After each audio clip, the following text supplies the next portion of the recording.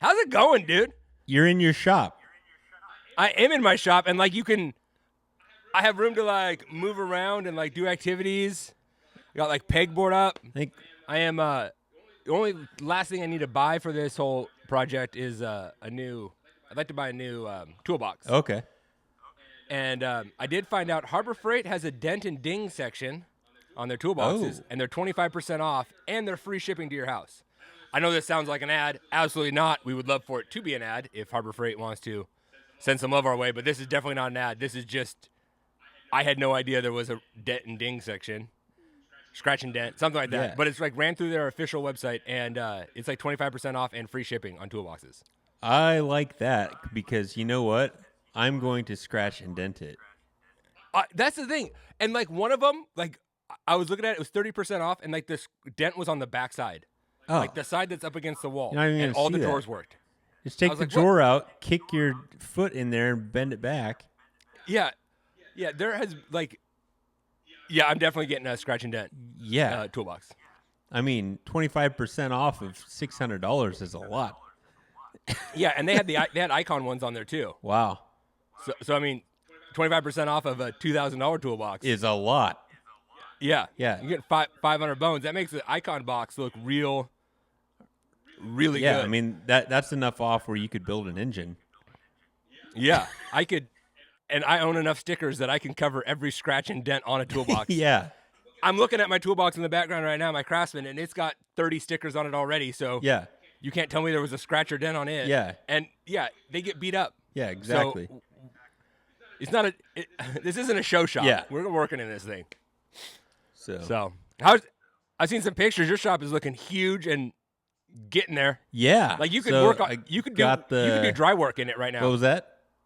You could do work in it right now, like, and be dry. I could, yeah. Yeah. Yeah. And we've worked on the shop in there and stayed dry. So that's great. Just got the slab all prepped for concrete this week. So the only thing I got left for that is the edge form at the door opening.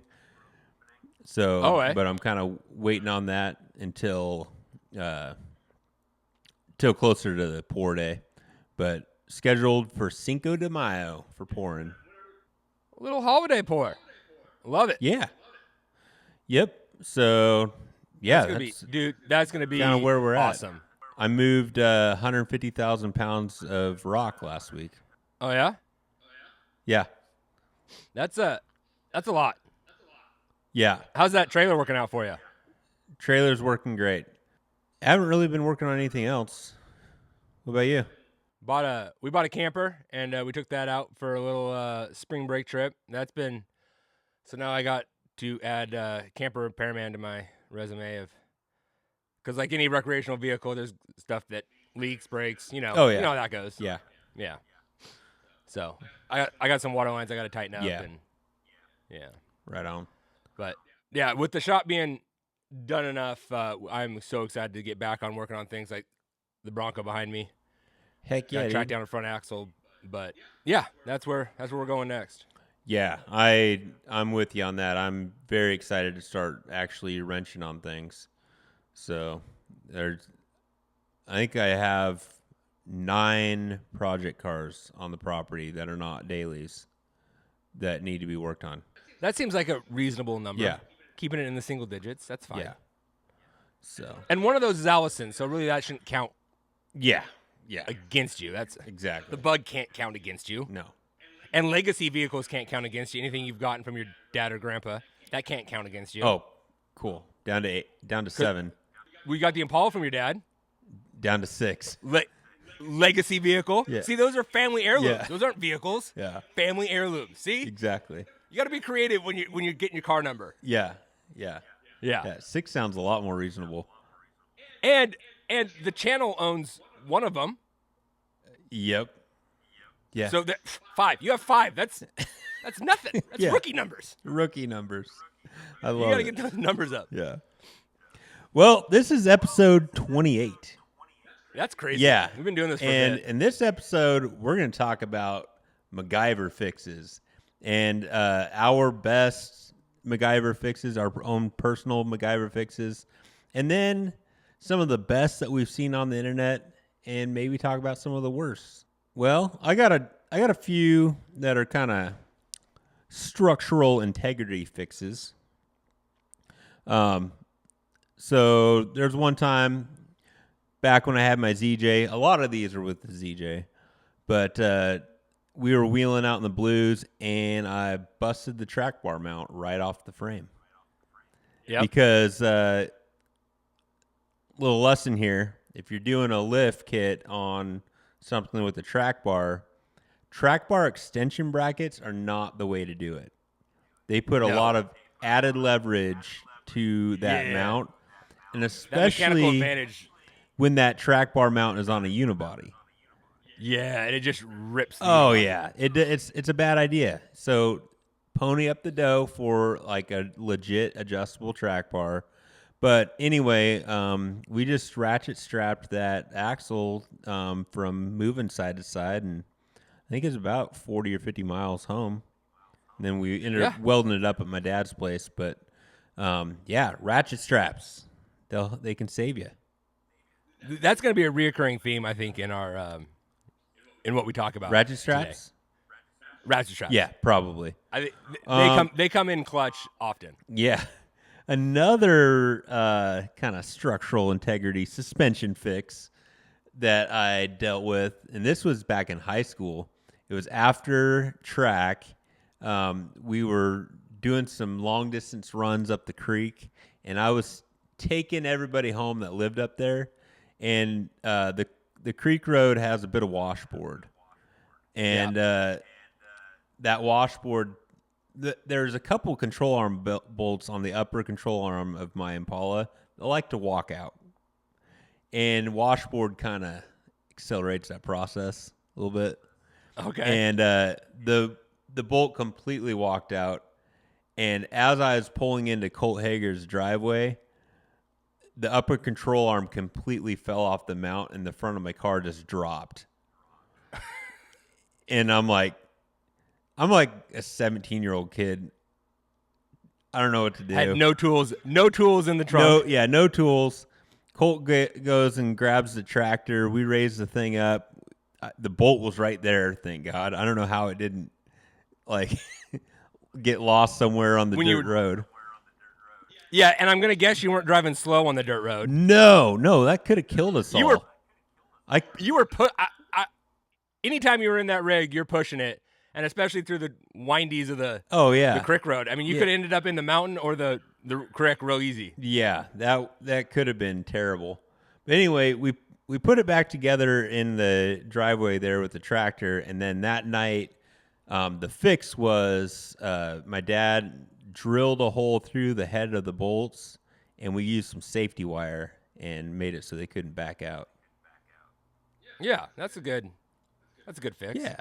My most recent MacGyver fix that I have is on that Ranchero, the Freechero, if you will, that we were all my pre-driving that I did before we drove it 900 miles to Vegas for SEMA, and I drove it to work like twice. And on the second time I drove it to work, lost the fuel pump, and I melted it from so. It started dying in downtown Lewiston, and I made it all the way to Excalibur out by the mill. I think that's like 3 miles or so of just filling the bowl with gas, and then I'd get in, start it, and I would drive it as far as that much gas would take me.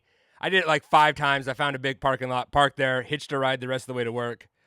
And then when I went back to fix it, I just grabbed a fuel pump from my Derby kit, boat tank, and then I just jammed the wires on a drill battery, and it was just on the whole time.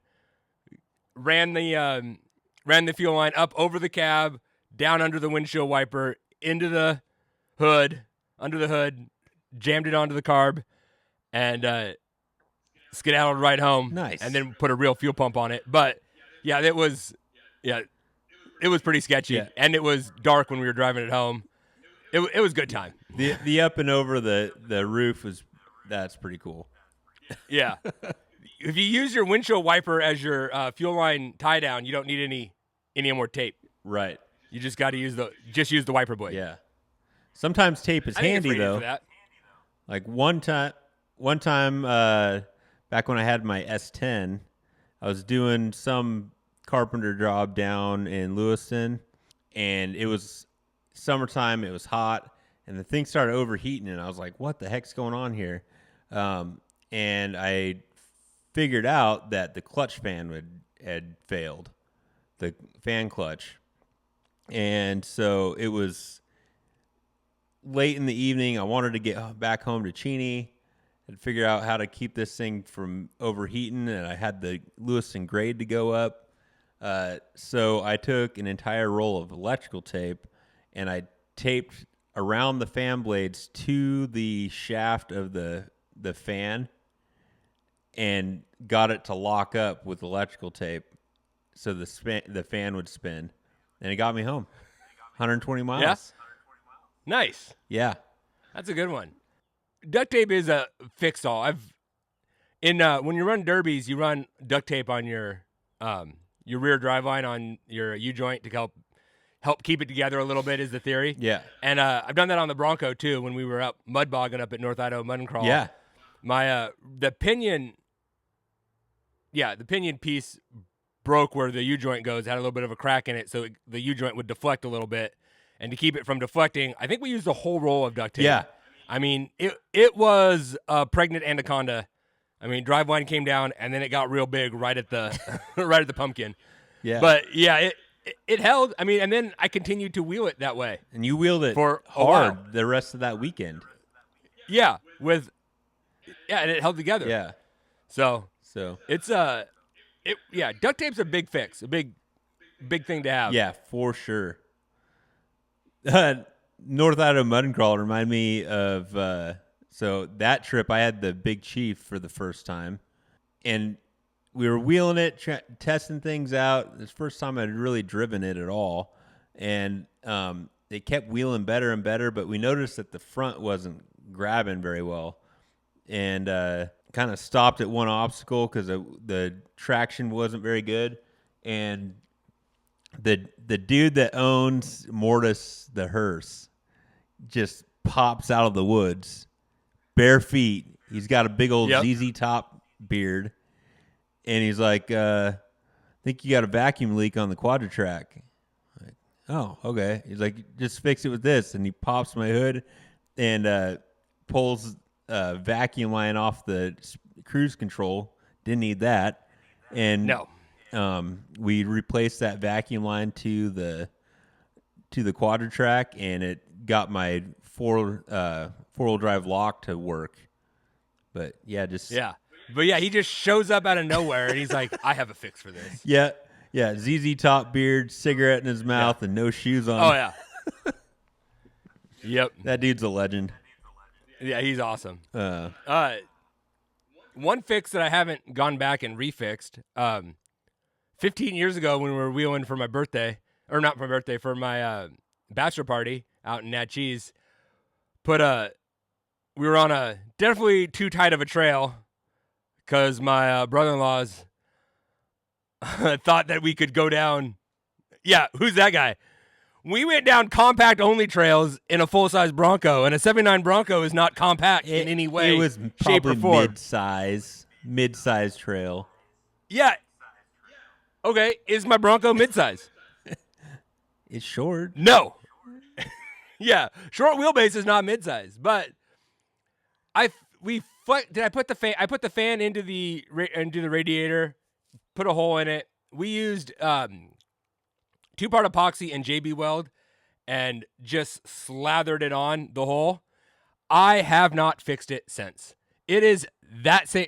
I got home and I was like, "Oh, I'll buy a radiator." And at the time, the radiator was like $300 for a radiator for that thing, and I bet now it's $500. Oh yeah, but for a good 4-core radiator to keep that 460 cool. So I was like, "Oh well, maybe I'll watch it and see what happens." And it has never leaked since, and that radiator is still kicking, and it's still in this truck right now behind me. Yeah, and I probably won't fix it unless it gets worse. What's crazy is it was like 17 degrees when we did that. Oh, I know. I mean, obviously the radiator was hot. Yeah, that helped, but yeah, that is crazy that immediately fixed. We stopped, ate some lunch, Yeah. and then, I remember Alan just having it on his hands and just like pushing it into the like, oh, I'm just gonna massage this in. No gloves. And then no gloves. Just he's a farmer. That wasn't the worst thing he'd had on his hands that day. Probably. Not. So, and it's still kicking. Yeah, that's crazy. Another time in the ZJ. This wasn't really a MacGyver fix, but it's kind of a funny moment. But we went up with your cousins to go shooting, and it was a summertime. Thought it was a great idea to pull the doors off. Because that's what Jeep guys do. We got to pull the doors off. Except you had a Grand Cherokee, not a Wrangler. Right, and so we didn't really think about the dome light being on the whole time because the door switches weren't disengaged, and completely drained the battery as we're out there playing with the pew-pews, and so I wouldn't think that a single dome light though could drain your battery that fast. I know we were only out there like 6 hours. It's kind of crazy. Yeah, and we had moved. I mean. Yeah, it's crazy that one dome light must have been an 800-watt dome light, halogen. Yeah, I guess. But anyway, the power down. We pushed the Jeep to the road. It might have been like, I don't know, 100 yards or less, and coasted that thing 11 miles back down to the flat of Vasotin Creek. And then we flagged a guy. I remember flagging a guy down that was going the other way. And we're like, we need a jump start. And he was like, what? What do you mean you need a jump start? You're running. No. We're coasting. This is just rolling. Yeah. We are rolling home. And we got to jump. And then, Yeah. Because, I mean, once we got down to the flat, we were going to be stuck. Right. Yeah. But we made it 11 miles coasting. And there were some uphills there. I'd been up that road so many times. I knew where they were at. So I was like, all right. We're going to have to let it coast up to 50 here so I can get up this hill. Yep. No power brakes. We coasted a long ways. Yeah. And we kind of did it, because no radio on, no nothing. So it was just kind of in silence as everyone was like, yeah. Come on, let's make it. Come on, let's make it. Yeah. Oh, man. That was good times. I think one of our best and most, I don't know, just our best MacGyver fix has got to be that trophy truck. Yeah. Front end. How we pulled apart a ratchet strap, used the bolt from a ratchet strap on the steering linkage, and was able to get through that rock garden with no more injury or with no more breakage. Right. Well, we also wrapped it with paracord. Oh, paracord because too, yeah. The ear of that rack was like ripped off. Bolt couldn't hold on that side. Yeah. It had like stretched that hole. Yeah, so we had to do something to try to help that bolt stay in place. But and that was race mile like 322 or something, and we had to backtrack all the way to race mile 300 to get to where we could load it up on the truck. And so it was like 22 miles of race course that it was held together with a ratchet strap, bolt, and paracord. And I'm pretty sure the center pin bolt of a ratchet strap is not a grade 8 hardware. I think it's like a great. No, we weren't racing, but it's still a full size trophy truck. Turning huge tires. Yeah. One of the fixes I'm most proud of was when I was dragging my Jeep, the Big Chief, down to Boise during my residency year. And I had a really crappy tandem axle trailer that I had bought from a yard sale for $300. It was like a 14-foot trailer or something. It had no business being on the road. It had no business being a car. I mean that ZJ midsize, as you like to call it. I mean, your tires were over on both ends. Like. Not over. You don't think that your tires? If you like the width? No. The length. No, the length is good. You sure? Yeah. That's not how I remember it. I remember it different. There's basically one position. There's no like adjusting your tongue weight, No, but it fit. It wasn't a 12-foot. no, but I think wasn't it a 14-foot trailer? Yeah, it's 14 foot. My the Big Chief I think is 14 foot like bumper to bumper. Okay. Yeah. It always looked Like there was It way too much filled truck it. on it there. it filled that trailer. It filled It it. would not. I would not have classified that trailer as a car hauler. Yeah. But yeah, it was a piece of crap. But anyway, I'm heading down I-84. It's like midnight because I got a late start. Um Imagine that. Imagine that. And I-84 is like 75 miles an hour and I'm doing every bit of it. And the center pin on the rear leaf spring sheared off. And that rear axle on one side shifted back a foot, instantly shredding the tire. And then it's wobbling all over the place because the axle's not straight. And I'm exhausted. And luckily I had a come along.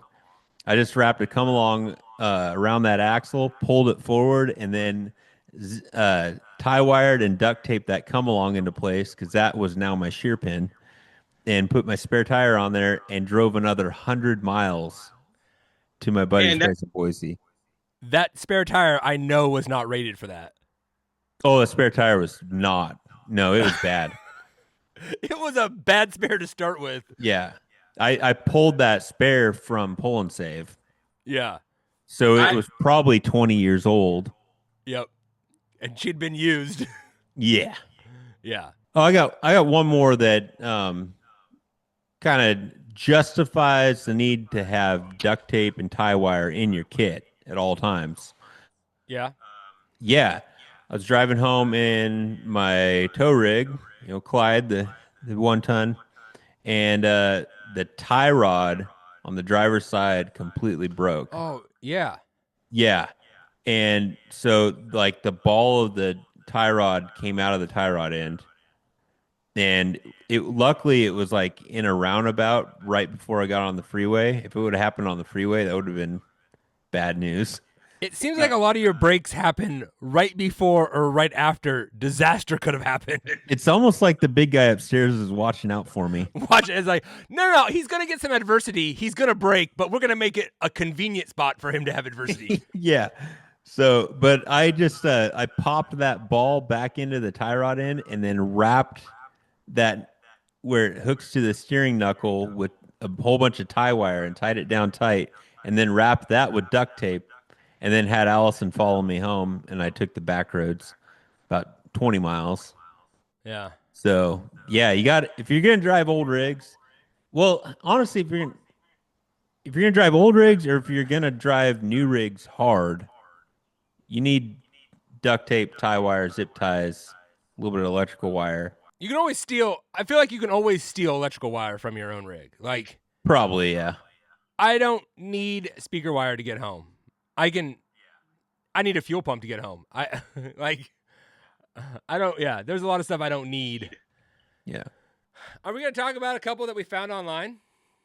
Yeah, some of my favorite that I want the opportunity to try sometime, which maybe you shouldn't wish this kind of luck on yourself, but these are, I think it's good to like look at these to kind of like, if I get myself in this situation, here's where my way out's going to be. It's like you're learning from other people's mistakes. Or if you find somebody else in that position and they don't know what to do, you can help them out. So like the classic Jeep or some other small 4-wheel drive with a C-clip rear axle, you break an axle shaft, your tire's going to want to walk out because that C-clip's what holds the axle in. Yeah. So I've seen it where they take a log and they make sure it's kind of smooth on the tire side, and they ratchet strap that log to the tire, front and rear of the tire, and it holds that tire from walking out, and they're able to get out on the trail. I've also seen it where, something broke on the hub of some and they can't run the tire there anymore and they use the log as a ski basically.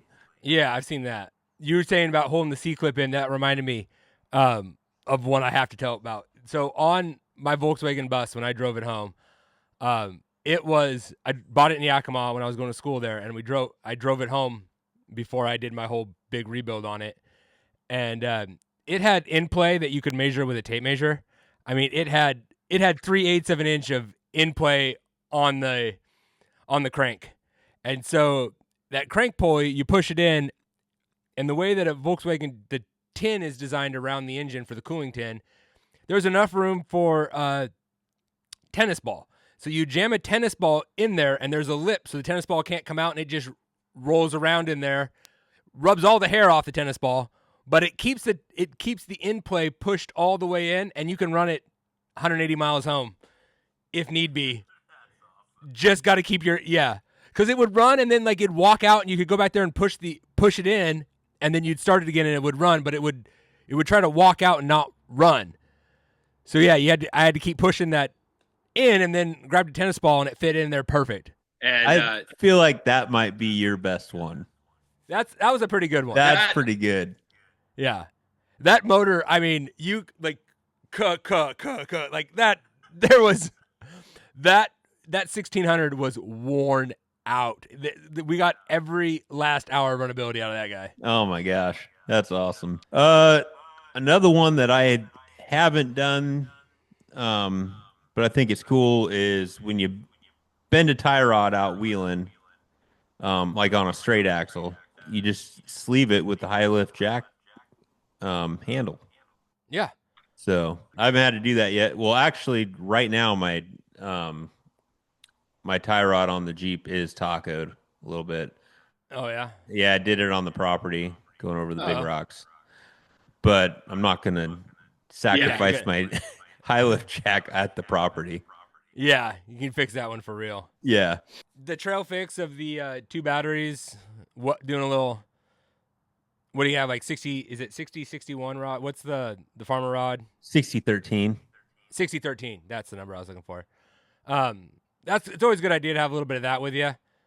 Doesn't take up any space, and if you got in a second rig, I've done it at home. I've never had to do it on the trail, but I've definitely seen people do it and sacrifice weird wrenches, or I've seen, you got to weld a wrench on to fix a tie rod or something else, and you sacrifice the one you think you're going to need the least. Yeah, it's always good to know that you can weld with a couple batteries. Eventually, I would love to have some sort of onboard welder, because that would be awesome. There's already been times in my wheeling career where I could have used a welder, like that time that we went wheeling at the ORV park at 7 Mile and busted 3 of the 4 ear. I think no, all 3 ears off the steering box on the ZJ. Yeah, and we were dead in the water. There's nothing we could do. We tried ratchet strapping that thing down, but there was nothing that was going to hold that. Too much torque. Yeah. Yeah. Not even like onboard welding, but like onboard welding on your tow rig even would be. I don't need it to be on the truck. If I could have it at the trailer, I think it would benefit us to have a gas powered welder. Yeah, for sure. Another trail fix that I haven't had to do on the trail, but I've done it at home for fun is seating beads with starter fluid. It works. So yeah, I think that's pretty cool. We've also, if you've been on Instagram or YouTube or whatever, you've also seen a lot of fails using starter fluid to seat the bead. It doesn't take as much as you need. It expands a lot. When the video starts and the guy's just holding down like, oh, it's gonna be bad. Bad. It's like full circle. Yeah.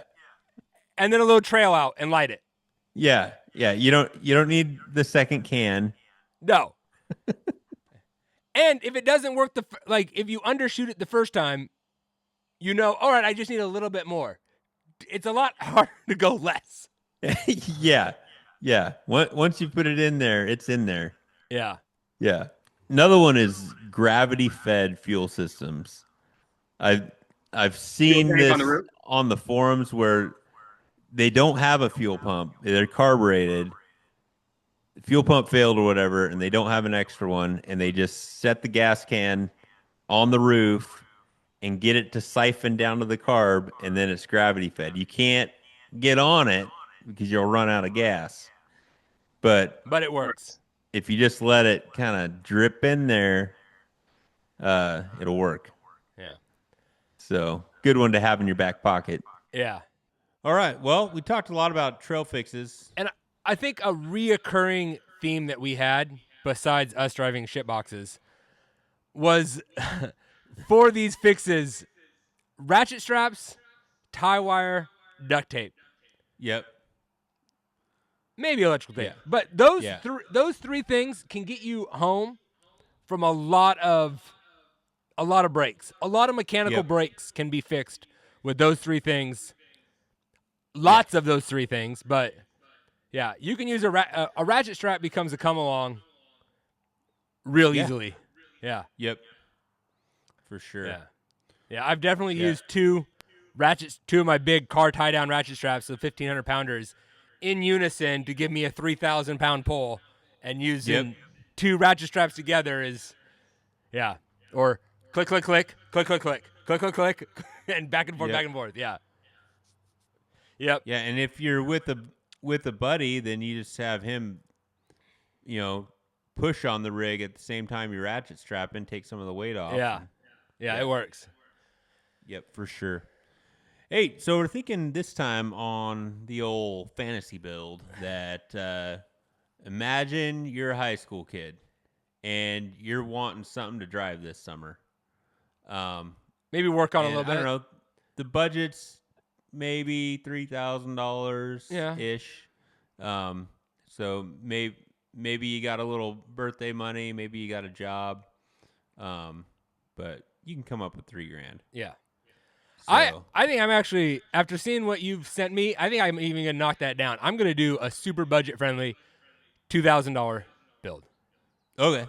Yeah. You So want to go first? yeah, I'm locked in on this one. It is kind of funny that we kind of sent each other the same thing. Not the same, but Josh sent me a 78 Dodge Power Wagon W150 4x4. And I think a single cab, half-ton, 4x drive truck is the perfect rig for a high school kid. One, it's just enough that you can get in trouble with it, getting off-road, get the tires dirty. But the one that Josh has sent me, it was $1,000. $1,000. It's brown. It is beat up. Body-wise, it is beat.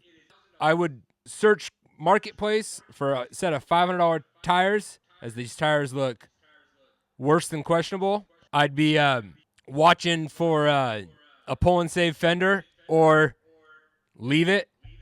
It looks like it has the 318 in it. Oh, I thought I had an engine pick. Oh yeah, there it is. Is this? It's got an engine video of it running. It runs. Oh yeah, runs and drives. We're good to go. I think that's the 318. Oh, I didn't read this description at all. It's got the 6-cylinder in it, and the video of it running is a 318 that goes with it. Oh, I did not read that. Yeah, so I might have to back up my thing to 2,500. I will buy $100 worth of pizza, invite all my buddies over, and we will thrash this in a weekend. Yeah. Do a motor swap. Yeah. And the great part about having a pickup as a high school kid, one, lawn care. Yeah. And jobs that require clean out and haul outs. Yep. Start hitting up the old ladies that don't have the means or the equipment to do haul offs. Yep. And you can make some pretty decent money with your young back. Yep. And start doing loadouts and doing yard work, and that can make this vehicle free for you in a summer. Yeah. You can easily make $3,000 in a summer doing that. So, yeah, buy the rig, fix it up a bit, motor, throw the 318 in it, and a new set of tires. It could be a great hunting and camping rig on the weekends. You can get a lot of work done in the summer with it. It'll pay for itself. I wouldn't change anything cosmetically about it. I'd probably spend, if I was a high school kid, I'd probably spend $300 putting a sound system in it. Well, because yeah. that is 100% necessary when you're in high school. Put some boom booms in it, and the thing with a single cab is 2 good speakers, a 10-inch sub, and you can fill that cab with music. Oh yeah. So yeah, it's the body's beat. It's a great high school first rig. You could make your money back easily on this thing. Absolutely. And I like that you brought up. I kind of like the wagon wheels. What was that?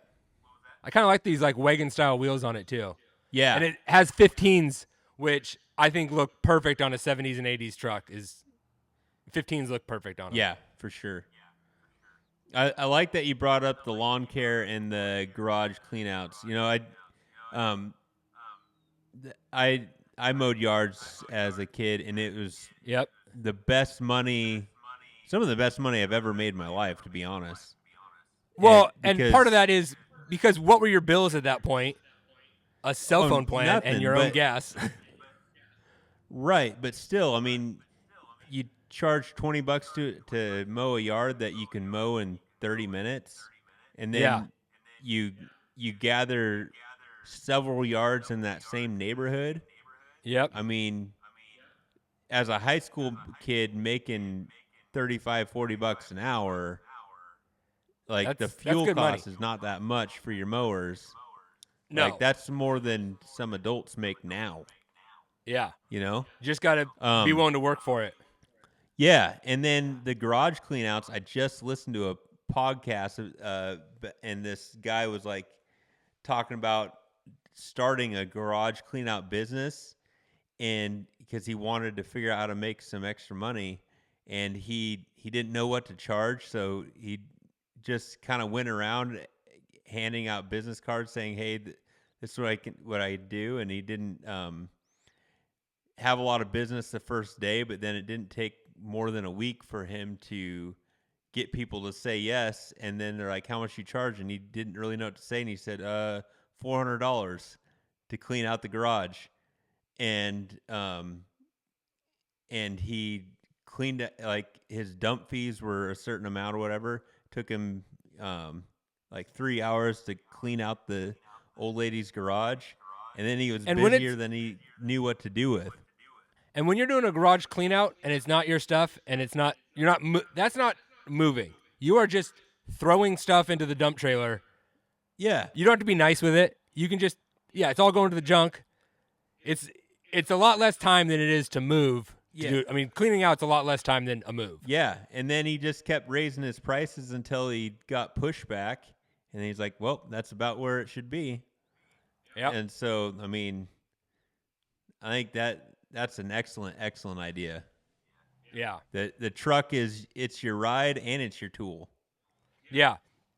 And this little truck with a 318, I mean, you could haul a pretty decent trailer behind this and fill the trailer with your dump.